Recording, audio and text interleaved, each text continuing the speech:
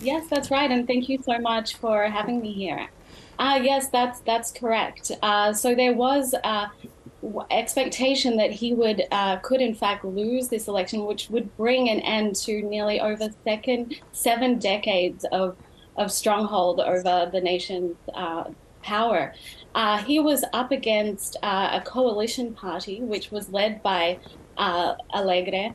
And in the lead up, they did conduct polls, which did make people think that he may, in fact, lose the election.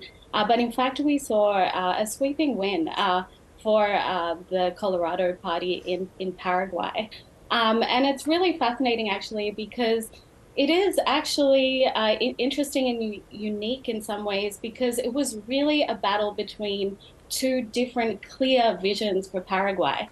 One was to opt to continue this 7 decade rule of hegemonic power by the Colorado Party, or choose a different vision for Paraguay, which was an interesting political experiment of some kinds because it was a coalition composed of a combination of center right to left wing parties in Paraguay. Paraguay's electoral system doesn't allow for runoff elections, so he is, in fact, yes, president of Paraguay. So some were surprised, but as we both know, polls aren't always right, as we've seen in many elections around the world. Yeah, but a 15-point percent difference is quite extraordinary. What were the dominating issues at this election?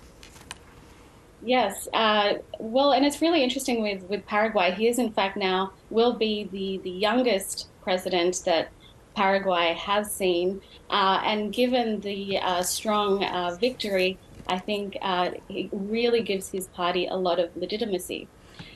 So, in terms of the key election issues that really came across the agenda, in terms of foreign policy, one of the top issues was Taiwan.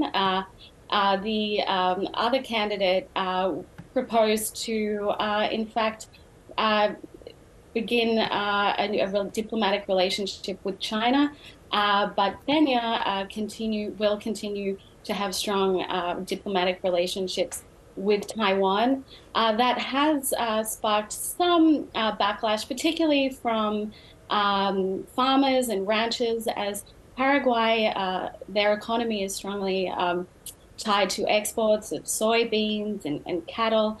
So there will be implications there. Although Peña has signaled that he would like to have some trade talks with China, although he hasn't given much details to that. In terms of domestic issues, there are rising crime rates, poverty, and since the pandemic, Paraguay has seen worsening health and education systems.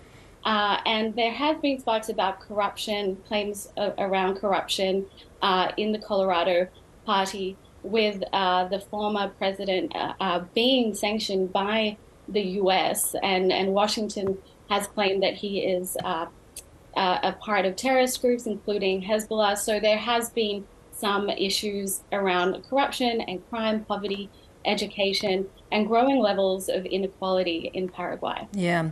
So in terms of the relationship with China and this push to perhaps switch allegiances, has it been difficult to establish a trading relationship with China because of their allegiance to Taiwan? Yes, well, I think the issue with China is not only a Paraguay issue, it's also a Latin America issue.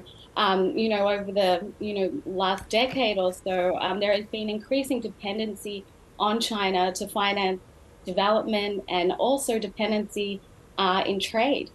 So I think it'll be really interesting to see where President-elect Peña really takes these discussions, as there will be increasing pressure, as you'll see from key export sectors within Paraguay. So I think it'll be interesting to see where that goes, particularly in a region that is highly dependent on China. Yeah, indeed. It is interesting to see, though, that really on both sides, Uruguay remains a very conservative nation, anti-abortion, anti-gay marriage positions. It seems still very conservative. Yes, that's correct. Some might say that Paraguay has been immune to political change, particularly when the nation has been dominated by one party over such a long period of time. Um, and it's interesting. Both candidates, in fact, while they might have differed on economic and international policy, uh, the country's conservative views were held by similarly by both parties. Abortion is illegal unless the woman's health is at risk, and also same-sex couples aren't recognized.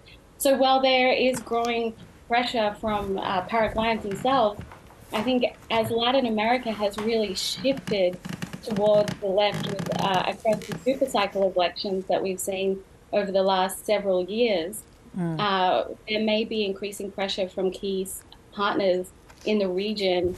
And given that Santiago Pena has been elected with such strong victory, we might see him soften up, in terms of those progressive values. Appreciate your time, Zoe. Thank you so much. Thank you so much, Bev. Thank you.